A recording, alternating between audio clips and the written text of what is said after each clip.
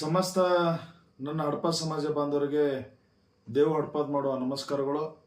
ಬಂಧುಗಳೇ, ಪ್ರಪ್ರಥಮ ಬಾರಿಗೆ ಇವತ್ತೇನು ಬಸವ ಕಲ್ಯಾಣದ ಅರಿವಿನ ಗವಿ ಬಗ್ಗೆ ಹೋರಾಟ ಮಾಡಿದಂಥ ನನ್ನ ರಾಜ್ಯ ಕಮಿಟಿಯ ಎಲ್ಲ ಸದಸ್ಯರಿಗೂ, ಜೊತೆಗೆ ಜಿಲ್ಲಾ ಪ್ರತಿನಿಧಿಗಳಿಗೂ, ಜೊತೆಗೆ ಜಿಲ್ಲಾ ಅಧ್ಯಕ್ಷರಿಗೂ, ಜೊತೆಗೆ ತಾಲೂಕಾ ಅಧ್ಯಕ್ಷರಿಗೂ, ಸಮಸ್ತ ನನ್ನ ಸಮಾಜದ ಎಲ್ಲ ತಾಯಂದಿರು ಮತ್ತು ಅಕ್ಕ ತಂಗಿಯರು, ಅಣ್ಣ ತಮ್ಮಂದಿರು, ಇವತ್ತೇನು ನಮ್ಮ ಶಿವಶರಣ ಹಡಪದಪ್ಪನವರ ಅರಿವಿನ ಗವಿಗಾಗಿ ಹೋರಾಟ ಮಾಡಿದರೆ ತಮಗೆಲ್ಲರಿಗೂ ನನ್ನ ರಾಜ್ಯ ಕಮಿಟಿಯಿಂದ ತುಂಬು ಹೃದಯದ ಅಭಿನಂದನೆಗಳು.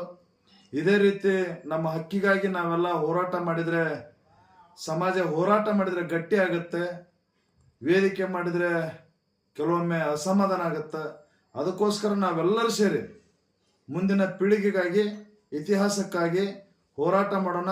ಇವತ್ತೆಲ್ಲ ಒಂದು ಕರೆಯನ್ನು ಪರಮಪೂಜ್ಯ ಅನ್ನದಾನ ಭಾರತಿ ಅಪ್ಪಣ್ಣ ಮಹಾಸ್ವಾಮಿಗಳು ಜೊತೆಗೆ ನನ್ನ ರಾಜ್ಯ ಕಮಿಟಿಯ ಕರೆಗಾಗಿ ತಾವೆಲ್ಲರೂ ತಮ್ಮ ಎಲ್ಲ ಕೆಲಸವನ್ನು ಬದಿಗಿಟ್ಟು ಭಾಳ ಒಳ್ಳೆ ಪ್ರತಿಕ್ರಿಯೆಯಿಂದ ತಾವೆಲ್ಲ ಹೋರಾಟ ಮಾಡಿದ್ದೀರಿ. ತಮಗೆ ಬಸವಾದಿ ಪ್ರಮತರು ಒಳ್ಳೆಯದನ್ನು ಮಾಡಲಿ. ಜೊತೆಗೆ ನಾನು ಕೂಡ ನನ್ನ ಕರೆಗೆ ತಾವೆಲ್ಲ ಈ ರೀತಿ ಹೋರಾಟ ಮಾಡಿದರೆ ನನ್ನ ಸಮಾಜಕ್ಕೆ ನನ್ನ ಜೀವವನ್ನು ಕೊಡಲಿಕ್ಕೂ ಕೂಡ ನಾನು ರೆಡಿ ಇದ್ದೀನಿ. ಅದಕ್ಕೋಸ್ಕರ ತಾವು ಯಾವಾಗಲೂ ಕೂಡ ಹೋರಾಟವನ್ನು ಮಾಡೋಣ. ನನಗೆ ಪ್ರೋತ್ಸಾಹಿಸಿರಿ, ನನ್ನ ರಾಜ್ಯ ಕಮಿಟಿಗೆ ಪ್ರೋತ್ಸಾಹಿಸಿರಿ, ನನ್ನ ಜಿಲ್ಲಾ ಪ್ರತಿನಿಧಿಗಳಿಗೆ ಪ್ರೋತ್ಸಾಹಿಸಿರಿ, ಜೊತೆಗೆ ನನ್ನ ಎಲ್ಲ ಜಿಲ್ಲಾ ಅಧ್ಯಕ್ಷರಿಗೂ, ಪದಾಧಿಕಾರಿಗಳಿಗೂ ಮತ್ತು ನನ್ನ ತಾಲೂಕಾ ಪದಾಧಿಕಾರಿಗಳಿಗೂ ತಾವೆಲ್ಲ ಬೆಂಗಾವಲಾಗಿರಿ. ನನಗೂ ಕೂಡ ಮಾರ್ಗದರ್ಶಕರಾಗಿ, ಜೊತೆಗೆ ಬೆಂಗಾವಲಾಗಿ ನಾನೆಲ್ಲಾದರೂ ತಪ್ಪು ಮಾಡಿದಲ್ಲಿ ತಾವು ತಿದ್ದಿ ಬುದ್ಧಿ ಹೇಳಿ ಅನ್ನುವಂಥ ಮಾತನ್ನು ಈ ಮೂಲಕ ಹೇಳ್ತಾ ಮತ್ತೊಮ್ಮೆ ತಮ್ಮೆಲ್ಲರಿಗೂ ತುಂಬು ಹೃದಯ ಹೋರಾಟ ಮಾಡಿದ್ದಕ್ಕೆ ತುಂಬು ಹೃದಯದ ಧನ್ಯವಾದಗಳು.